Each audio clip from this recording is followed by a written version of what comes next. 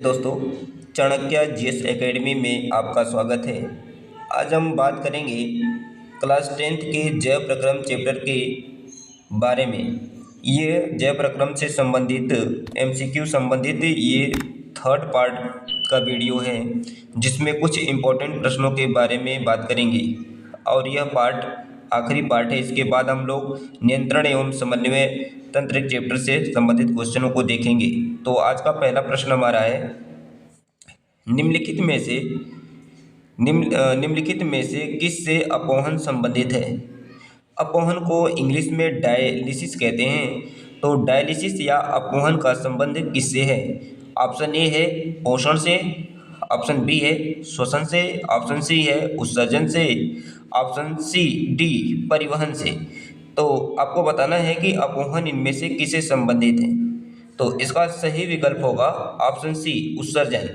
अपोहन किसे कहते हैं या डायलिसिस किसे कहते हैं? मनुष्य में एक जोड़ी वृक्क पाया जाता है, वृक्क या किडनी कहते हैं जिसे। जब किसी मनुष्य में वृक्क या किडनी कार्य करना बंद कर देती है तो कृत्रिम तरीके से रक्त को फिल्टर करने की जो प्रक्रिया होती है उसे अपोहन कहा जाता है या डायलिसिस कहते हैं। तो ये कभी कभी लिखित रूप में भी प्रश्न पेपर में पूछा जाता है कि अपोहन या डायलिसिस किसे कहते हैं।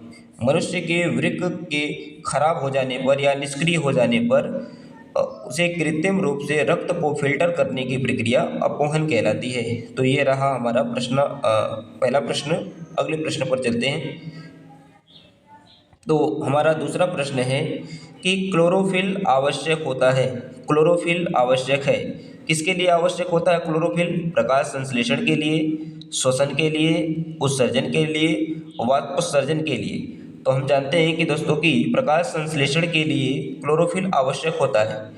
क्लोरोफिल क्या करता है? यह क्लोरोफिल जो होता है यह प्रकाश को अवशोषित करता है। ये क्लोरोफिल जो होता है प्रकाश को अवशोषित करने का कार्य करता है। और जब क्लोरोफिल प्रकाश को अवशोषित करता है तो इसकी गर्मी के कारण जो हमारा जल होता है H2O ये दो खंडों में टूट जाता है, H2 + O2 में टूट जाता है। तो अब पेपर में कभी कभी एक प्रश्न पूछा जाता है कि प्रकाश संश्लेषण क्रिया के दौरान जो होता है कि वो ऑक्सीजन किससे मुक्त होती है? तो इसका सीधा आंसर हमारा होता है H2O से। प्रकाश संश्लेषण क्रिया के दौरान ऑक्सीजन जो निकलती है ये जल से निकलती है। तो इसमें हमारा सही विकल्प होगा क्लोरोफिल प्रकाश संश्लेषण के लिए आवश्यक होता है, विकल्प ए सही होगा। अगले प्रश्न पर चलते हैं। अगला प्रश्न हमारा है, तीसरा प्रश्न है, पौधों में प्रकाश संश्लेषण का उत्पाद है। अर्थात प्रकाश संश्लेषण जब होता है तो उसमें क्या क्या प्रोडक्ट बनते हैं या उत्पाद के रूप में प्राप्त होते हैं। तो हमारा पहला प्रश्न है प्रोटीन, ऑक्सीजन, जल। दूसरा विकल्प है ग्लूकोज, ऑक्सीजन, जल। तीसरा विकल्प है वसा, नाइट्रोजन, जल। और चौथा विकल्प है वसा, कार्बन डाइऑक्साइड, जल। तो हम जानते हैं कि प्रोटीन का निर्माण नहीं होता है, तो ये विकल्प हमारा गलत हो जाएगा। दूसरा वसा का भी निर्माण नहीं होता है, तो हमारा सी विकल्प गलत हो जाएगा। और इसमें भी वसा है तो ये विकल्प गलत हो जाएगा। तो बी विकल्प हमारा एकदम सही है। ग्लूकोज की जगह कभी कभी कार्बोहाइड्रेट भी देगा, तो ग्लूकोज कार्बोहाइड्रेट का ही रूप है। तो प्रकाश संश्लेषण क्रिया के दौरान ग्लूकोज बनता है, एक ग्लूकोज का निर्माण होगा, ऑक्सीजन का निर्माण होता है और जल का निर्माण होता है। तो हमारा विकल्प बी ऑप्शन सही है। अगले प्रश्न पर चलते हैं दोस्तों। अगला प्रश्न हमारा है, प्रकाश संश्लेषण प्रक्रम के दौरान क्या संश्लेषित नहीं होता है? अर्थात किसका निर्माण नहीं होता है? तो प्रकाश संश्लेषण क्रिया के दौरान ऑक्सीजन का निर्माण होता है, कार्बन डाइऑक्साइड का निर्माण नहीं होता है, याद रखिएगा। और जल का निर्माण होता है, ग्लूकोज का निर्माण होता है। अभी ऊपर के प्रश्नों में हमने देखा।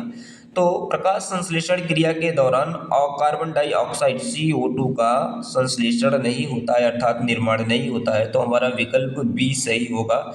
ये 2000 जितने भी प्रश्न मैंने इस वीडियो में लिए हैं ये सारे प्रश्न 2022 से 2025 तक के PYQ हैं, जो बोर्ड एग्ज़ाम में पूछे गए हैं। अलग अलग स्टेट के में, अलग अलग ज़िलों में पूछे गए हैं इस तरीके से।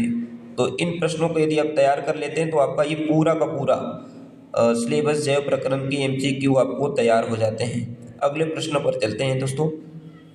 अगला प्रश्न है कि एक स्वस्थ मनुष्य में रक्त दाब होता है, एक स्वस्थ मनुष्य में जो रक्त दाब होता है कितना होता है? ऑप्शन ए है 140/90, 140/100, 120/80 और 150/85।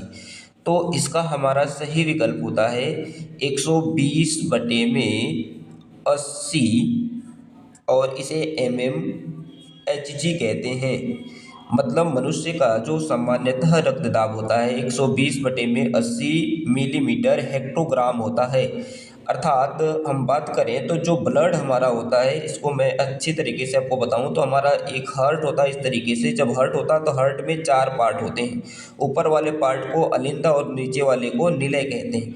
हमारे शरीर का जो अशुद्ध ब्लड होता है ये सबसे पहले जब हमारे दाएं अलिंद में आता है तो इसकी स्पीड होती है 120 mmHg। अर्थात जब रक्त हृदय में पहली बार प्रवेश करता है तो इसकी स्पीड 120 mmHg होती है। और यह फिर जब हार्ट से निकलकर जब ये फेफड़े में जाता है, यहाँ पर फेफड़ा रहेगा, फेफड़े में जाएगा और फेफड़ा जब इसे शुद्ध करके फिर वापस हृदय के अंदर भेजता है तो इसकी स्पीड हो जाती है 80 mmHg।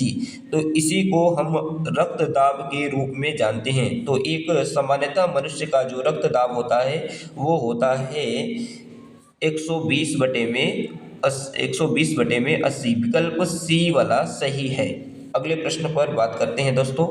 अगला प्रश्न हमारा है क्लोरोफिल अवशोषित करता है। इस प्रश्न को हम लोगों ने ऊपर देख लिया था, तो आप बता सकते हैं दोस्तों जल को, खनिज लवण को, प्रकाश ऊर्जा को, ऑक्सीजन को। तो मैंने ऊपर वाले प्रश्नों में बताया था कि क्लोरोफिल प्रकाश ऊर्जा को अवशोषित करता है और जब यह प्रकाश ऊर्जा को अवशोषित करता है तो इसकी ऊष्मा के कारण जो पौधों के द्वारा जो जल अवशोषित किए जाते हैं यह जल 2 भागों में टूट जाता है, एक हाइड्रोजन में और ऑक्सीजन में। तो पेपर में प्रश्न यदि पूछे कि प्रकाश संश्लेषण क्रिया के दौरान ऑक्सीजन गैस कहाँ से निकलती है, तो प्रकाश संश्लेषण क्रिया के दौरान हम बताएंगे कि जो जल का जो ऑक्सीजन होती है वो जल से निकलती है। तो हमारा विकल्प जो होगा सी वाला विकल्प सही होगा।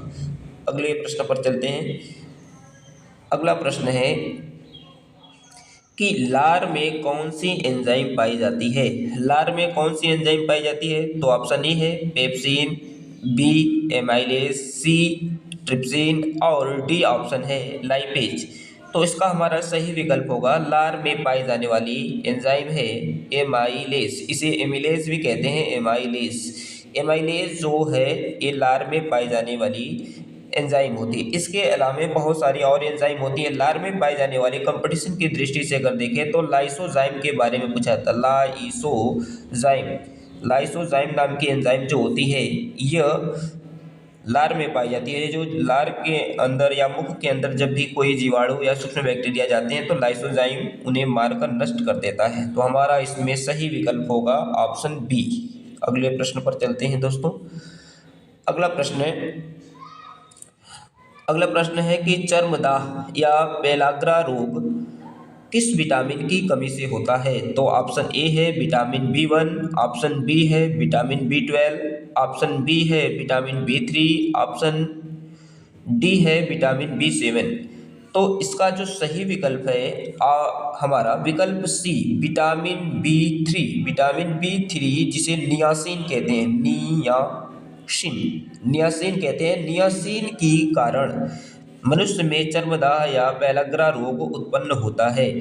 अब ध्यान देंगे दोस्तों, बहुत सारी बुक में इसका आंसर विटामिन B5 दिया है। विटामिन B5 कभी कभी क्वेश्चन बैंक वगैरह में भी आप देखेंगे तो इसमें भी विटामिन B5 दिया होता है। तो इसका जो सही विकल्प है हमारा B5 रहेगा। विटामिन B3 या नियासिन की वजह से ही क्या होता है, यह रोग उत्पन्न होता है। अगला प्रश्न है विटामिन, इसी में देखते हैं कि इसको भी थोड़ा देख लेते हैं। विटामिन B1 की वजह से ये भी मनुष्य में रोग उत्पन्न होते हैं। विटामिन बी को इसे कहते हैं विटामिन B3 हो गया। विटामिन B12 को कोबाल्ट के नाम से जानते हैं। विटामिन B12 कोबाल्ट होती है जो कि दही के अंदर ज़्यादा पाई जाती है। दही में विटामिन B12 कोबाल्ट होता है। विटामिन B7 इसे बायोटीन कहते हैं। बायोटीन कहते हैं और बायोटीन को बालों की विटामिन कहा जाता है। तो अगले प्रश्न पर बात करते हैं दोस्तों। अगला प्रश्न हमारा है कि फेफड़े में शुद्ध रक्त आता है। फेफड़े में जो हमारा शुद्ध रक्त होता है फेफड़े में, ये दाहिने आलिंद में, बाएं आलिंद में, बाएं निलय में और जो होता है कि दाहिने निलय में। तो हमारा फेफड़ा इस तरीके, अगर हम कहें कि इसे हार्ट बनाएं तो हार्ट बनाने पर इसमें 4 चेम्बर बनाते हैं। हमारे शरीर का इधर से पूरा अशुद्ध रक्त इसमें जाएगा। तो ये हमारा हो गया दाहिना आलिंद, ये हो गया दाहिना राइट वाला और ये हो गया लेफ्ट वाला। तो हमारा ब्लड जब यहाँ से अशुद्ध रक्त जाता है तो ये फेफड़े में जाएगा और फेफड़े में से जब शुद्ध होकर वापस ब्लड आएगा तो हमारा सबसे पहले आएगा बाएं अलिंद में। किसमें? तो बाएं अलिंद, ऑप्शन बी वाला हमारा सही होगा। तो ऑप्शन बी सही है इसमें। अगले प्रश्न पर बात करते हैं दोस्तों, और ये हमारा आखिरी प्रश्न है इस चैप्टर का इसमें। तो अगला प्रश्न हमारा, वृक्क किडनी की क्रियात्मक इकाई किसे कहते हैं? न्यूरॉन, नेफ्रॉन, साइटोन और म्यूटॉन को। तो वृक्क की जो क्रियात्मक इकाई होती है उसे हम नेफ्रॉन कहते हैं। वृक्क या किडनी का जो निर्माण होता है वो नेफ्रॉन से होता है, जिसे हिंदी में वृक्काणु कहते हैं। इसे वृक्काणु कहते हैं और इसी से हमारा बना होता है। और नेफ्रॉन ही रक्त को फिल्टर या छानने की प्रक्रिया करते हैं। नेफ्रॉन की संरचना टेढ़ी मेढ़ी होती है इस तरीके से। तो ये रहे हमारे आज के प्रश्न। दोस्तों यदि हमारा वीडियो आपको अच्छा लगा हो तो इसे लाइक करिए, सब्सक्राइब करिए और चैनल को सब्सक्राइब कर लीजिए। ऐसे ही वीडियो के लिए चैनल को लाइक एवं सब्सक्राइब कर लीजिए। धन्यवाद दोस्तों।